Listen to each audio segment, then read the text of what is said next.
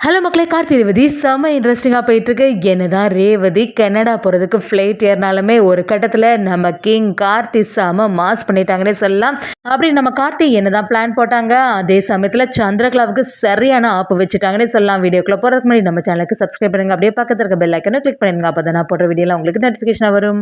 நம்ம கார்த்தியை எப்படியாவது ரேவதியை கனடா போகாமல் தடுத்து நிறுத்தணும்னு சொல்லிட்டு ஃபாஸ்ட்டாக வரும்போது கரெக்டாட்டு சாமுண்டேஸ்வரி சந்திரகலாவும் பார்த்துடுறாங்க. அப்படி நம்ம கார்த்திகிட்ட வந்து என்ன எப்படியாவது ரேவதி கூட ஒன்று சேர்ந்துடலான்னு சொல்லிட்டு தானே வந்திருப்ப, எல்லாமே வீணாக போயிட்டு ரேவதி எல்லாம் கிளம்பியாச்சு, இனி வந்து உன்னால் எதுவுமே செய்ய முடியாது, அவள் ஃப்ளைட் ஏறி பொய்யாச்சு அப்படிங்கிற மாதிரி சந்திரகலாவும் செமையாட்டம் அந்த இடத்துல டைலாக் விடும்போது நம்ம கார்த்தியும் அமைதியாகவே இருக்காங்க. எப்படியாவது நான் வந்து ரேவதியை நானும் ஒன்று சேரதான் போகிறேன் அப்படிங்கிற மாதிரி சாமுண்டேஸ்வரிக்கிட்ட எதிர்த்து பேசும்போது சாமுண்டேஸ்வரியும் அது ஒருபோதுமே நடக்காது, நான் இருக்க வரைக்கும் நீங்கள் ரெண்டு பேரும் ஒன்று சேர முடியாது அப்படிங்கிற மாதிரி நம்ம கார்த்திகிட்ட டைலாக் விடுறாங்க. அதே சமயத்தில் நம்ம கார்த்தியும் ரொம்பவே வருத்தப்பட்டு அந்த இடத்துல உட்காரும்போது நம்ம ரேவதி ஃப்ளைட்டில் இருந்துட்டு கார்த்தியோட ஞாபகமாகவே இருக்குது. கார்த்தி மாமாகிட்ட ஒரு நிமிஷம் கூட நம்ம பேசவே இல்லை. கடைசி நேரத்தில் ஃபோனும் சரியாக கிடைக்கல, நம்ம ஏதாவது தப்பு பண்ணிட்டோமா, வரும்போது இவ்வளோ தடங்கள் எல்லாமே வந்துட்டே இருந்து கார்த்தி மாமாவுக்கு ஏதாவது பிரச்சனை ஆயிருக்குமோ அப்படிங்கிற மாதிரி நம்ம ரேவதி ஃப்ளைட்டுக்குள்ளே இருந்துட்டு பயங்கரமாக மன குழப்பத்தில் இருக்காங்க. கார்த்தி அப்படியே பார்க்கும்போது அந்த ஃப்ளைட்டும் கனடாவுக்கு போகிற மாதிரி அந்த பார்த்த உடனே ரொம்பவே ஃபீல் பண்ண ஆரம்பிக்கிறாங்க. இப்போ என்ன செய்யுது, இப்போ தான் ஃப்ளைட் வேறு டேக் ஆஃப் ஆகுது, எப்படியாவது ரேவதி எல்லாருமே இந்த இடத்துல வர மாதிரி பண்ணிடணும் அப்படின்னு சொல்லிட்டு நம்ம கார்த்தி எல்லாத்தையுமே யோசிச்சு பார்க்குறாங்க. சரி, நம்ம சகலைக்கிட்ட ஃபோன் பண்ணி இந்த செயலை பண்ண சொல்லிட வேண்டியதான்னு நம்ம மயில் வாழ்ந்துட்டு ஃபோன் பண்ணி நான் சொல்கிற மாதிரியே இந்த மாதிரி பண்ணுங்கன்னு ஒரு செயலை செய்ய சொல்கிறாங்க. அது மாதிரி நம்ம மயில் வாங்கணுமோ ஏர்போர்ட்டில் அந்த தகவலை சொல்ல ஆரம்பிக்கிறாங்க. இன்னொரு சைடு பார்த்தீங்கன்னா சந்திரகலாவும் பயங்கர சந்தோஷத்தில் இருக்காங்க. நம்ம நினச்ச மாதிரியே ஆயிடுச்சு, ரேவதி நல்ல வேலை கர்நாடகா போயிட்டா, இனி இந்த கார்த்தி பையலும் ரேவதியும் ஒன்று சேரவே முடியாது அப்படி சொல்லும்போது சிவனாண்டி கிட்ட சந்திரகலாவும் ஃபோன் பண்ண ஆரம்பிக்கிறாங்க.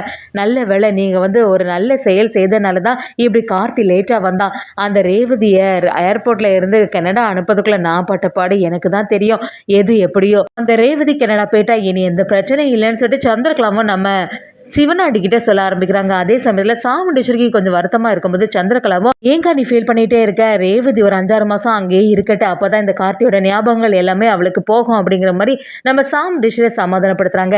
இன்னொரு சைடு பார்த்தீங்கன்னா நம்ம மயில் வாகனத்துக்கு பயங்கரமாக பதட்டமாக இருக்கும்போது நம்ம ரோகிணியும் என்னாச்சுங்க அப்படி கேட்கும்போது மயில் வாகனமும் சகலை கொஞ்சம் முன்னாடி தான் ஃபோன் பண்ணி வந்து ஒரு செயலை பண்ணதுக்கு சொன்னாங்க, ஏர்போர்ட்டில் இந்த மாதிரி பேச சொன்னாங்க, அதனால் ஃப்ளைட் எப்படியுமே டேக் ஆஃப் ஆகாது, மறுபடியும் வந்து ஃப்ளைட்டு தர இறங்கிறோம் அப்படிங்கிற மாதிரி ஒரு செயல் வந்து நம்ம மயில் வாகனமும் செய்துட்டாங்க. அதே சமயத்தில் நம்ம கார்த்தியும் அங்கே உள்ள தகவலுக்காண்டி வெயிட் பண்ணிட்டு இருக்கும்போது கொஞ்ச நேரத்தில் நம்ம ரேவதி ஃப்ளைட்டில் இருக்கும்போது அங்கே ஒரு இன்ஃபர்மேஷன் வருது, ஃப்ளைட் வந்து கூடிய சீக்கிரமாக தரையிறங்க போகுது, ஃப்ளைட்டில் ஒரு சின்ன ஒரு பிரச்சனை இருக்க மாதிரி இருக்கா அப்படிங்கிற மாதிரி ஒரு தகவல் வந்த உடனே நம்ம ரேவதிக்கு மனசுக்கு அப்போ தான் நிம்மதியாச்சு, நாம் வந்து கார்த்தி மாமாவை பார்க்காம வந்துட்டோம், ஏதோ ஒரு பெரிய ஆபத்தோ ஏதோ ஒரு தடங்கள் இருந்து தான் நம்ம வந்து காப்பாற்றப்படுறோமோ அப்படிங்கிற மாதிரி நம்ம ரேவதிக்கு மனசுக்கு ஒரு குழப்பமாகவே இருந்துகிட்ருக்கு. கரெக்டாக நம்ம கார்த்தி அந்த இடத்துல இருக்கும்போது அங்கே ஒரு இன்ஃபர்மேஷன் வருது, அதை கேட்ட உடனே நம்ம கார்த்திக்கு சந்தோஷம் ஆகிடுது, ரேவதி எப்படி கூடிய சீக்கிரமாக இங்கே வருவா அப்படிங்கிற மாதிரி ஒரு எண்ணம் வந்து நம்ம கார்த்திகோட மனசில் வருது. அதே சமயத்தில் அங்கே உள்ள பேசஞ்சர்ஸ் எல்லாருமே ஃப்ளைட்லேருந்து இறங்கி வரும்போது நம்ம ரேவதியும் அந்த இடத்துல ஃப்ளைட்டில் இருந்து இறங்கிட்டாங்கன்னே சொல்லலாம். அதை பார்த்துட்டு இருந்த நம்ம கார்த்திக்கு சந்தோஷம் ஆகிடுது. கார்த்தியை பார்த்த உடனே ரேவதி அப்படியே அதிர்ச்சி ஆகி கார்த்தி மாமான்னு சொல்லிட்டு பக்கத்தில் வராங்க. கார்த்தி மாமா, நான் ரொம்பவே பயந்துட்டேன், கடைசி நிமிஷம் வரைக்கும் உங்களை தான் எதிர்பார்த்துட்டே இருந்தேன், என்னால் ஃபோன் எதுவுமே பண்ண முடியலை, அதோடு இல்லாமல் சித்தி அம்மாவும் பக்கத்துலேயே இருந்துகிட்டு இருந்தாங்க, எதுவுமே செய்ய முடியல, நான் வந்து ஃப்ளைட் ஏறதுக்குள்ளே பல தடங்கள் வந்துகிட்டே இருந்தேன், அதனால நான் ஒரு யோசனையிலே இருந்தேன், கடைசியில் அம்மா கிட்டே கூட கனடாவுக்கு போகணுமாம்மா அப்படிங்கிற மாதிரி கேட்டேன், ஆனால் வந்து அம்மா வந்து வற்புறுத்திட்டாங்க, அதனால தான் சரி 4-5 நாளில் திருப்பி வந்துடுவோம்லன்னு சொல்லிட்டு நான் இந்த மாதிரி தயாராகிட்டேன். இப்போ வேறு ஃப்ளைட் வந்து தரையிறங்கினோடனே எனக்கு கொஞ்சம் சந்தோஷம் தான் ஆச்சு அப்படி சொல்லிட்டு நம்ம கார்த்திகிட்ட வரும்போது நம்ம கார்த்தியும் சரி ரேவதி எதை பற்றியுமே கவலைப்படாத, கொஞ்சம் சமாதானமாக இருன்னு சொல்லும்போது நம்ம ரேவதி அப்படியே கார்த்தி அப்படியே ஹக் பண்ணுறாங்க. அதோடு இல்லாமல் நம்ம கார்த்தி ரேவதியை தனியாக கூட்டிகிட்டு வந்து, ரேவதி நடந்த விஷயம் எதுவுமே உனக்கு தெரியாது. உன்னோட சித்தி வந்து இந்த இடத்துல நிறைய ஃப்ராடு வேலை செய்திருக்காங்க. ஒன்று வந்து வேணும்னு சொல்லி தான் கனடாவுக்கு அனுப்பியிருக்காங்க. எப்படியாவது நீ வந்து போகிறதுக்குள்ள டிக்கெட் எல்லாம் கரெக்டாக தான் எடுத்து தந்திருக்காங்க. ஆனால் வரதுக்குள்ள டிக்கெட் வந்து சரியான டிக்கெட் கிடையாது. அவங்க வந்து ஒரு சூழ்ச்சி வேலை பண்ணியிருக்காங்க.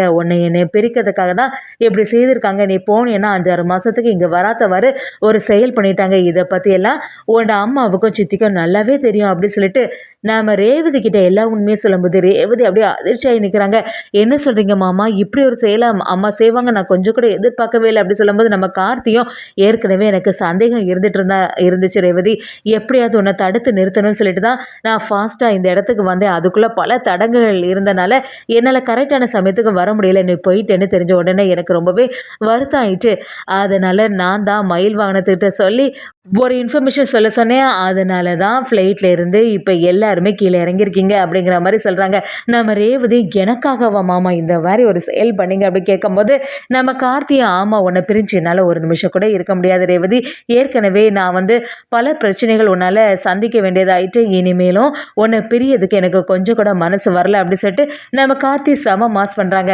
அதே சமயத்தில் நம்ம சாமுண்டேஸ்வரியும் சந்திரகலாவும் வீட்டுக்கு வந்துட்டு அப்பாடா நம்ம ரேவதியை வந்து கனடாக்கு அனுப்பிட்டு எந்த பிரச்சனையும் இனி வராது, 2 பேரும் ஒன்று சேர முடியாது அப்படிங்கிற மாதிரி ஒரு யோசனையில் இருக்கும்போது இதெல்லாம் பார்த்துட்டு இருந்த நம்ம ரோஹிணியும் மயில் வாகனமும் என்னது இது இந்த சின்னத்தையும் அத்தையும் சேர்ந்து இப்படி ஒரு வேலையை பண்ணுவாங்க நான் எதிர்பார்க்கவே இல்லை. ரேவதியும் கார்த்தியும் ஒன்று சேரன்னா எந்த செயல்னாலும் பண்ணலான்னு சொல்லிட்டு தானே நம்ம பண்ணோம். எப்படியாவது இவங்க 2 பேரும் ஒன்று சேர்ந்துருப்பாங்களா அப்படிங்கிற மாதிரி நம்ம மயில் வாகனமும் ஒரு சந்தேகத்தில் இருக்கும்போது கார்த்திகிட்ட ஃபோன் பண்ணுறாங்க. என்ன சகல ஆச்சு, ஃப்ளைட்ஸ் என்னாச்சு அப்படின்னு கேட்கும்போது நம்ம கார்த்தியை நீங்கள் கரெக்டாகிட்டு சொல்லிட்டீங்க. ஃப்ளைட்டில் வந்து ஒரு பிரச்சனை இருக்குன்னு சொல்லிட்டு அதிகாரிகள் எல்லாருமே இந்த இடத்துல ஃப்ளைட்டில் செக் பண்ணதுக்கு போயிட்டாங்க. அதனால் வந்து ஃப்ளைட்டை வந்து ஸ்டாப் பண்ணிட்டாங்க. ரேவதி இங்கே தான் இருக்கா அப்படின்னு சொன்ன உடனே தான் நம்ம மயில் வனத்துக்கு சந்தோஷம் ஆயிடுச்சு. அதே சமயத்தில் இது எதுவுமே தெரியாமல் சந்திரகலாவும் நம்ம சாமுண்டேஸ்வரி கிட்டே வந்து இப்போ ரேவதி கொஞ்ச நேரத்தில் கனடாக்கெல்லாம் நாளைக்கு ரீச் ஆயிடுவா அப்படின்னு பேசுறதை கேட்டு நம்ம மயில் வாங்கணுமோ நீங்கள் சின்னத்தை நீங்கள் பாட்டுக்கு பேசுங்க, ரேவதி கொஞ்ச நேரத்தில் இங்கே வந்து நிற்க போகிறா அப்படிங்கிற மாதிரி யோசிக்கிறாங்க. அதே சமயத்தில் நம்ம ரேவதியும் கார்த்திகிட்ட வந்து இனிமேல் ஒரு நிமிஷம் கூட உங்களை நான் பிரிய மாட்டேன் மாமா, நான் அந்த வீட்டில் இருந்தால் எப்படியாவது என்னை வந்து ஏதாவது செய்வாங்க அப்படின்னு சொல்லும்போது நம்ம கார்த்தியா சரி நீ கனடாவுக்கு போன மாதிரி இருக்கட்டும், பேசாமல் நம்ம வீட்டுக்கே வந்துடுவோமா அப்படிங்கிற மாதிரி ஒரு எண்ணம் கூட நம்ம கார்த்திகிட்ட வருது.